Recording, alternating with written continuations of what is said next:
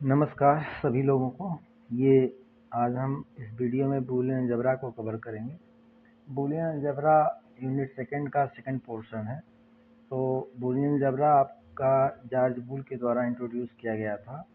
अब इसमें अलजेब्रा शब्द जो जोड़ा गया है, कुछ न कुछ इसका आपके पास्ट में जो भी आप जानते हैं उससे लिंक है, इसी वजह से जोड़ा गया है। क्योंकि अलजेब्रा आप पहली बार नहीं पढ़े, अलजेब्रा लोअर क्लास में पढ़े होंगे और अलजेब्रा जानते हैं कि वेरिएबल का मैच होता है।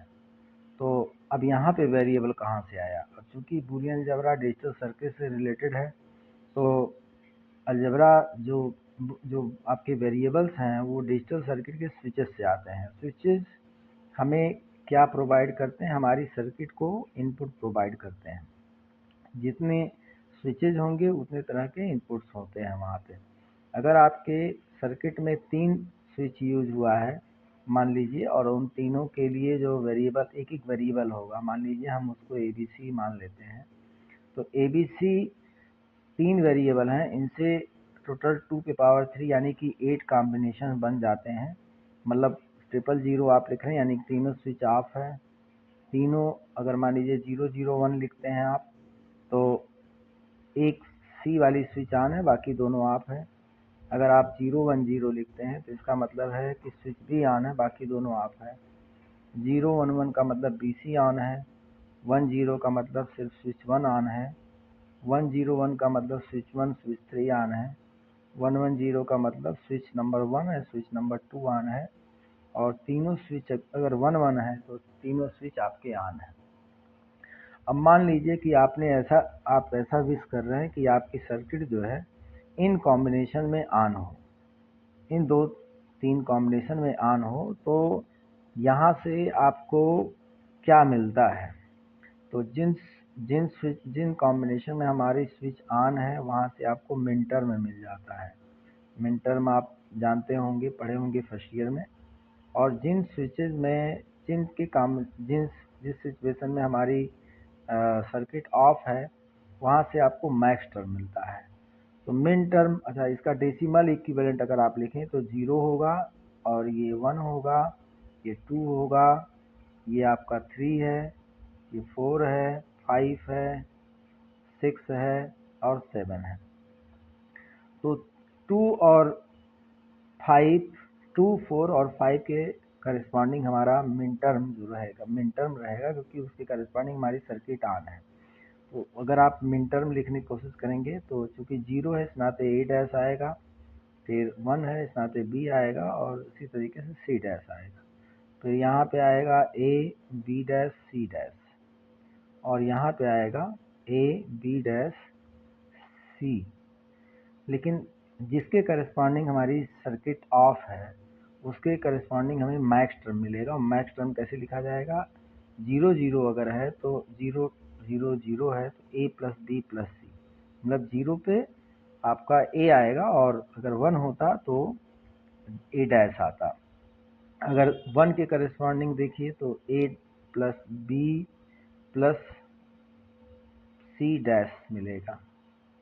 इसी तरह से 3 के करस्पॉन्डिंग देखिए तो आपको मिलेगा A plus B dash plus C dash. फिर आपका 6 के करस्पॉन्डिंग अगर मैक्स टर्म लिखेंगे तो A plus B plus C dash मिलेगा। A डैश B डैश और प्लस C मिलेगा। जहाँ पे आपका 0 होता है वहाँ पे आपको क्या मिलता है? बिना डैश के मिलता है, और जहाँ पे 1 होता है वहाँ पे डैश लगा के मिलता है। ये चीज़ें आपको ध्यान में रखनी रहेंगी min term max term determine करने के लिए। ऐसे 7th के करस्पॉन्डिंग आपको A dash plus B dash plus C dash मिल जाता है। यही जो आपके मिन टर्म मैक्स टर्म होते हैं, यही फंक्शन को लिखने के काम में आते हैं। अगर आप मिन टर्म यूज़ करते हुए अपने बूलियन फंक्शन को लिखते हैं तो F of ABC is equal to आपका आएगा, जो भी 3 करस्पॉन्डिंग मिन टर्म है उसको आप लिख देंगे सिग्मा के साथ। तो एक तो आपका 2 के करस्पॉन्डिंग था, एक आपका 4 के करस्पॉन्डिंग था, और एक 5 के करस्पॉन्डिंग था। लेकिन अगर इसी बूलियन फंक्शन को आप मैक्स टर्म के करस्पॉन्डिंग लिखना चाहते तो F of A B C is equal to big pi, और क्या लिखते, 0 लिखते, क्योंकि 0 करस्पॉन्डिंग मैक्स टर्म है 1, और उसके बाद 3 और 6 और 7। तो इस तरह से आपके बूलियन फंक्शन डिसाइड होते हैं। तो जिसके करस्पॉन्डिंग हमारी सर्किट ऑन होती है वो मिन टर्म को डिसाइड करता है, और जिसके करस्पॉन्डिंग हमारी सर्किट ऑफ रहती है वो मैक्स टर्म को डिसाइड करता है। तो ये तो मैंने केवल एक इंट्रोड्यूस किया है कि कहाँ से बूलियन अलजेब्रा आया, कैसे आया, ये सब बातें हमने डिस्कस किया है। लेकिन अब सीक्वेंशली हम चलते हैं।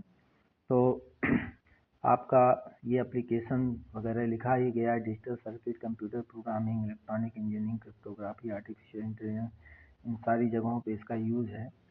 जहाँ तक बूलियन अलजेब्रा की बात है, वो आपका बूलियन अलजेब्रा डिनोट किया जाता है, एक कैपिटल बी सेट होता है, 2 ऑपरेटर होते हैं आर एंड, और चूँकि वेरिएबल है तो वेरिएबल की कुछ ना कुछ वैल्यूज़ होती हैं।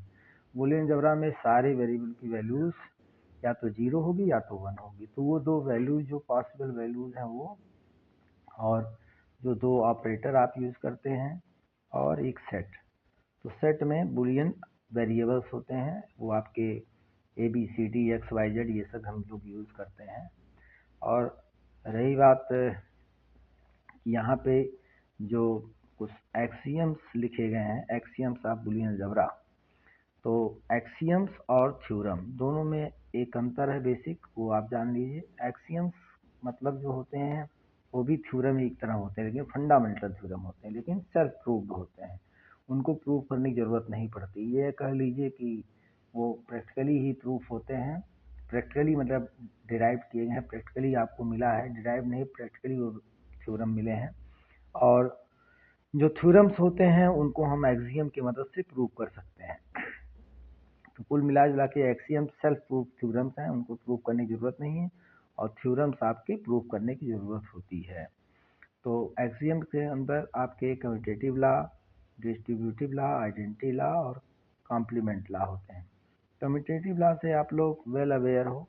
तो 2 ऑपरेटर हैं, एक प्लस है मतलब और है, एक एंड है, तो उनके एक एक के करस्पॉन्डिंग एक एक आपका कम्यूटेटिव लॉ होगा। ये आपका लिखा गया है आर ऑपरेशन के करस्पॉन्डिंग कम्यूटेटिव लॉ, और ये लिखा गया है एंड ऑपरेशन के करस्पॉन्डिंग कम्यूटेटिव लॉ। और कम्यूटेटिव लॉ आप अच्छे से जानते ही हैं।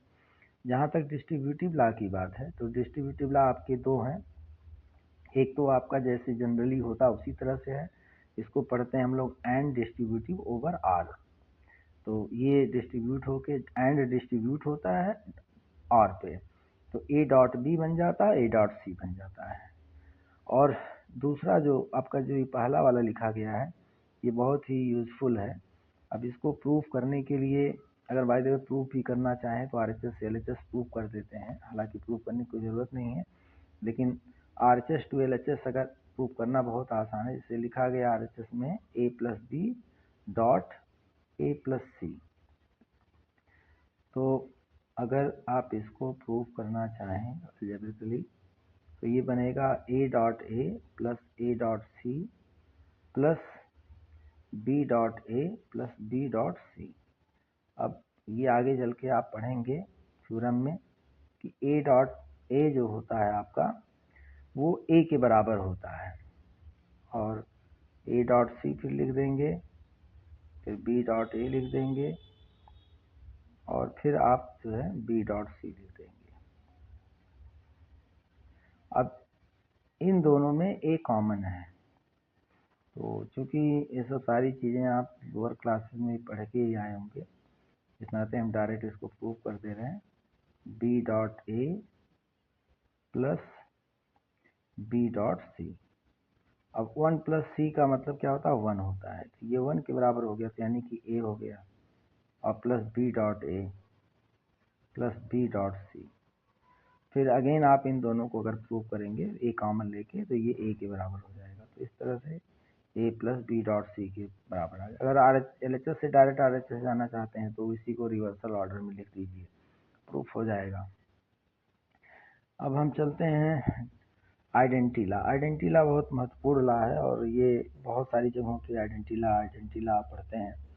तो आइडेंटिटी लॉ का मतलब होता है कि आपके इस सेट के अंदर कोई एक अनदर एलिमेंट होगा जो मतलब सेट मतलब पूरा एक एलिमेंट जरूर होगा जो आइडेंटिटी एलिमेंट की तरह व्यवहार करेगा। तो 0 is the identity element with respect to OR operation and 1 is the identity element with respect to AND operation. यानी कि 0 को किसी भी वेरिएबल के साथ अगर ऑपरेट करेंगे तो ही वेरिएबल आंसर में आएगा। तो a प्लस 0 इक्वल टू ए है और a एंड 1 इक्वल टू ए है। रही बात कॉम्प्लीमेंट लॉ की, तो कॉम्प्लीमेंट लॉ का मतलब होता है कि कॉम्प्लीमेंट किसी भी एलिमेंट के कॉम्प्लीमेंट से ऑपरेट कराइए दोनों ऑपरेटर से, यानी कि अगर r से कराते हैं तो a प्लस ए कॉम्प्लीमेंट 1 होता है, a प्लस ए डैश, और a एंड a डैश भी जो है वो 0 के बराबर होता है। ये अच्छे से आप जानते ही हैं कि अगर a अगर 1 हो गया तो a डैश 0 होगा, 1 प्लस 0 क्या होगा 1 ही। लेकिन अगर a 0 है तो a डैश 1 हो जाएगा, तब भी 0 प्लस 1 1 आएगा। और यहाँ पे एक अगर 1 है तो दूसरा 0 होगा, इस नाते 0 हो जाता है। थ्योरम्स जो बुलियन अलजेब्रा में आइडेम्पोटेंट लॉ आप कई बार पढ़ चुके हैं। आइडेम्पोटेंट लॉ का मतलब ही यही होता है कि दोनों ऑपरेंड सेम हो। तो दोनों ऑपरेंड सेम है, अगर a प्लस ए करेंगे तो भी आएगा, a एंड ए करेंगे तो भी आएगा। बाउंडनेस लॉ का मतलब है कि बाउंड है और 1 अगर आप r करते हैं किसी वेरिएबल के साथ तो वो 1 के बराबर होता है, और 0 को अगर एंड करते हैं किसी वेरिएबल के साथ तो 0 आता है। एब्जॉर्प्शन लॉ भी आप इस थ्योरम के प्रूव करने में यूज ही किए हैं। तो एब्जॉर्ब करता है एक तरीके से। अब जैसे a plus A dot B लिखा हुआ है तो b एब्जॉर्ब हो जाएगा, a कॉमन लेंगे तो 1 प्लस बी आ जाएगा, और 1 प्लस बी आपका 1 के बराबर होता है, तो इस तरीके से a आ जाएगा। दूसरा एब्जॉर्प्शन लॉ ये भी है, a dot A plus B, तो ये ब्रैकेट ओपन कर देंगे तो a डॉट ए बन जाएगा और प्लस a डॉट बी बन जाएगा, a डॉट ए हो जाएगा, और फिर ये पहले वाले एब्जॉर्प्शन लॉ की तरह हो गया तो a आ गया। तो इस तरह से एब्जॉर्प्शन लॉ है। एसोसिएटिव लॉ की जहाँ तक बात है, एसोसिएटिव लॉ आप देखिए, एसोसिएटिव लॉ आपका उसमें ब्रैकेट का केवल इधर उधर होता है, a प्लस बी पे लगाइए ब्रैकेट या b प्लस सी पे लगाइए, आंसर वही रहेगा। यही हाल आपका एंड ऑपरेशन के दौरान भी है। ये एक लॉ जो यूनिकनेस लॉ है ये इम्पॉर्टेंट है थोड़ा सा। तो यूनिकनेस लॉ में ये है कि आपको दिया गया है a plus X equal to 1 और a dot X equal to 0। तो आप यहाँ से x की वैल्यू अगर देखेंगे तो x की वैल्यू a डैश ही आएगा, मतलब a का कॉम्प्लीमेंट आएगा, ये यूनिक रिजल्ट एक देगा। तो इसको समझने के लिए आप चूंकि a x दो चीज़ें हैं, दो कॉलम बना लीजिए, और एक आपका a प्लस एक्स है और एक a डॉट एक्स है। ये आप दो 4 कॉलम टोटल बना लीजिए।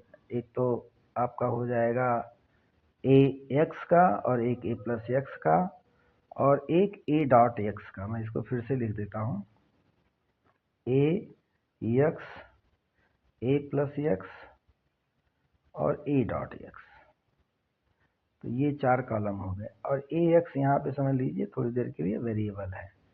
तो वेरिएबल है, दो वेरिएबल है तो 4 कॉम्बिनेशन बनेंगे, 0 0 0 1 1 0 1 1। तो कैलकुलेट करिए a प्लस एक्स आएगा, 0 प्लस 0 मतलब 0, यहाँ पे 1, यहाँ पे 1, यहाँ पे भी 1, और a डॉट एक्स अगर आप कंप्यूट करेंगे तो क्या आएगा वो भी देखना है हमें। a डॉट एक्स 0 आएगा, यहाँ पे भी 0 आएगा, यहाँ पे भी 0 आएगा, केवल एज ना 1 आएगा। अब आपके जो दो इक्वेशन थे, एक तो था a plus X equal to 1 और a dot X equal to 0।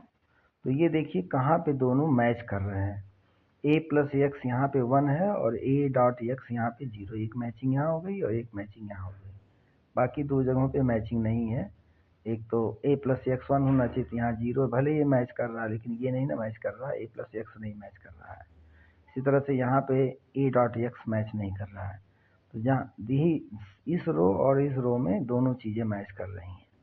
तो यहाँ से आप इंटरप्रेट करेंगे कि x की वैल्यू क्या है, a की कॉम्प्लीमेंट है। अगर a 0 है तो x 1 है, a अगर 1 है तो x आपका 0 है। यानी कि यहाँ से आप निष्कर्ष निकाल सकते हैं कि x की वैल्यू जब भी रहेगी a का कॉम्प्लीमेंट रहेगा। तो इस तरह से इस बात को प्रूव कर सकते हैं। इनोल्यूशन लॉ का मतलब है complement of complement equal to original element. De Morgan law बहुत ही फेमस लॉ है। तो डी मॉर्गन लॉ में अगर आप आर का कॉम्प्लीमेंट करते हैं तो complement of AND of complement हो जाएगा, एंड ऑफ दोज कॉम्प्लीमेंट। और अगर आप कॉम्प्लीमेंट ऑफ एंड करते हैं, complement of AND A dot B dash, तो ये आर ऑफ कॉम्प्लीमेंट्स हो जाएगा। अगर जनरलाइज वे में इसको लिखना चाहें तो जैसे A1 plus A2 plus so on AN कर दीजिए, और इसको जनरलाइज का मतलब बहुत सारे एलिमेंट, n एलिमेंट ले रहे हैं। तो A1 dash dot A2 dash dot A3 dash dot आपका सो ऑन AN डैश आ जाएगा। इसी तरह से दूसरे वाले के लिए भी लिख सकते हैं आप। अगर मान लीजिए A1 A2 so on A3 so on AN है, और इसका आप कॉम्प्लीमेंट करते हैं तो ये आ जाएगा आपका equal to A1 dash plus A2 dash plus so on AN dash. Generalise में भी आप लिख सकते हैं डी मॉर्गन लॉ को, कभी कभी आ जाता है शॉर्ट नोट्स में। नेक्स्ट 8वें में है 0 का कॉम्प्लीमेंट 1, 1 का कॉम्प्लीमेंट 0, और ये बहुत इंपॉर्टेंट है। x plus X dash Y equal to X Y, ये आपका केवल और केवल ट्रुथ टेबल से ही प्रूफ होगा। तो x plus X dash Y 9th का जो है, अगर आपको इसको प्रूफ करना हो तो थोड़ा सा इसमें देखिए, दो वेरिएबल्स हैं x और y। दो कॉलम आपके बन जाएंगे x और y के लिए, ये दो कॉलम बन गए। फिर उसके बाद आपको ज़रूरत चूँकि x डैश की, वो भी कंप्यूट कर लेते हैं। फिर x डैश y की ज़रूरत है, वो भी कंप्यूट कर लेते हैं। और फिर आप जो है x plus X dash Y की ज़रूरत है, इस नाते उसको भी कंप्यूट कर लेते हैं। और राइट साइड में x प्लस वाई लिखा है, इस नाते एक कॉलम उसके लिए बना लेते हैं। तो ये जो है टेबल बन गया। ये चूँकि दो ही वेरिएबल हैं, इस नाते दो कॉम्बिनेशन बनेंगे, चार कॉम्बिनेशन 2 पावर 2, 0 0 0 1 1 0 और 1 1। यहाँ से x डैश अगर आप कंप्यूट करना चाहेंगे तो इन्वर्ट कर दीजिए, 0 का 1, 0 का 1, 1 का 0, 1 का 0। x डैश वाई इन दोनों कॉलम को एंड करिए तो आपको 0 मिलेगा, 1 मिलेगा, 0 मिलेगा, 0 मिलेगा। और x डैश वाई और x को अगर r करेंगे, मतलब इन दो कॉलम को, तो आपको मिलेगा 0, फिर 1, क्योंकि 0 और 1 लिखा हुआ है, फिर 1 0 लिखा है इस नाते 1, 1 0 लिखा है इस नाते 1। x प्लस वाई कंप्यूट करेंगे, मतलब इन दो कॉलम की मदद से, तो आपको 0 मिलेगा, 1 मिलेगा, क्योंकि यहाँ एक 0 एक 1 है, तो यहाँ भी एक 0 एक 1 है, और यहाँ पे तो खैर दोनों ही 1 है। तो आप ये देख रहे हैं दोनों कॉलम आइडेंटिकल हैं, both column are identical for the combination of values of x and y, so these two will be equal. तो इस तरीके से आप इसको प्रूव कर सकते हैं। Thank you. नेक्स्ट वीडियो में बताएंगे।